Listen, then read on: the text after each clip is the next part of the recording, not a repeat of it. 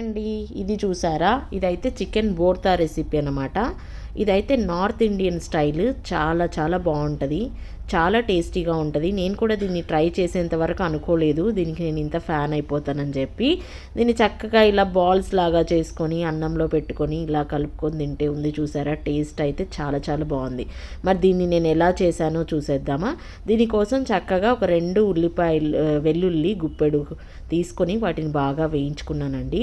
And అలాగే ఎండుమిరపకాయలు కూడా ఒక 5 నుంచి 7 వరకు తీసుకొని ఉంటాను, వీటిని కూడా బాగా వేయించుకున్నాను. అండ్ అలాగే పచ్చిమిర్చి చూసారు కదా, ఒక 5 నుంచి 6 వరకు పచ్చిమిర్చి కూడా బాగా వేయించుకొని, కరివేపాకు కూడా బాగా వేయించుకొని ఇలా పక్కన తీసి పెట్టుకున్నాను అనమాట. ఇప్పుడైతే ఉల్లిపాయలు బాగా 3 ఉల్లిపాయలు కట్ చేశాను, అవి బాగా వేయించుకుంటున్నాను. ఈలోపు ఇక్కడ సాల్ట్ కూడా యాడ్ చేసుకున్నాను. ఉల్లిపాయలు చూసారు కదా చక్కగా బ్రౌన్గా వేగిపోయాయి.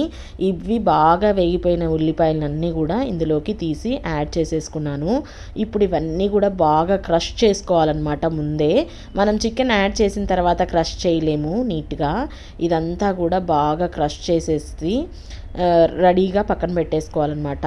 సో ఇదంతా కూడా మనం చేసే ప్రాసెస్లో మనకు చేతులు మంట పుడతాయని అనుకుంటే మీరు చక్కగా గ్లౌజ్ కూడా వేసుకొని క్రష్ చేసేసుకోవచ్చు. చూసారు కదా, నాకైతే ఏం మంట పుట్టలేదు, నేనైతే ఈజీగానే చేయగలిగాను. ఈ ముద్దలు ఇలా కడుతూ ఉంటే నాకైతే నోట్లో నీళ్ళు ఊరిపోతున్నాయండి. చాలా చాలా బాగుంది, నిజంగా తప్పకుండా ట్రై చేయాల్సిన రెసిపీ అనమాట ఇదైతే. ఇలాగే డైరెక్ట్గా చికెన్ లేకపోయినా సరే వేడి వేడి అన్నంలో ఇలా కలుపుకొని తింటే కూడా చాలా చాలా బాగుంటుంది. అండ్ ఒకవేళ చికెన్ ఉంటే మాత్రం తప్పకుండా ఇది ట్రై చేయండి. చికెన్ అయితే బాగా ఉప్పు పసుపు వేసి ఉడికించుకున్నాను. అండ్ దీంట్లో బోన్స్ అంతా తీసేసి ఇలా పీసెస్గా పక్కన పెట్టేసుకున్నాను అనమాట రెడీగా. ఇప్పుడు దీన్ని లైట్గా వేయించుకుంటున్నాను. మనము ఆయిల్ పక్కన ఉల్లిపాయలు వేయించిన ఆయిల్లోనే దీన్ని వేయించుకుంటున్నాను అనమాట.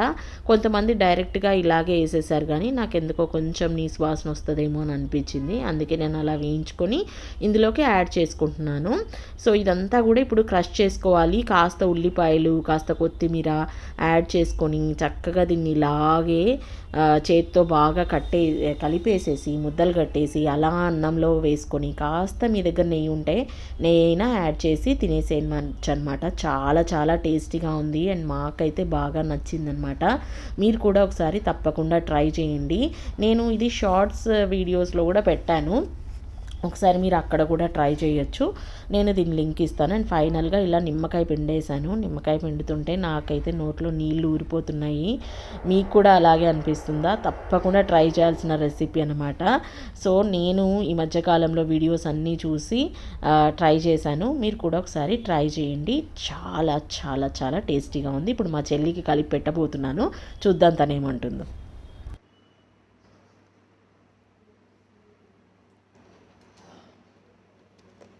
నాకు రెస్టారెంట్ చికెన్స్ అంటే ఇష్టం కదా, ఇంట్లో చేసిన కర్రీ తినవు,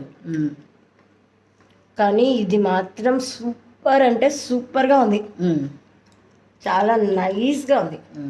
థ్యాంక్ యూ. చికెన్ బోర్తానా యాక్చువల్గా ఏమో మరి.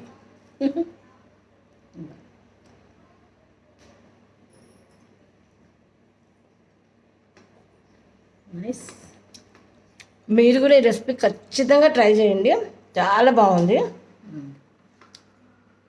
Bye bye bye.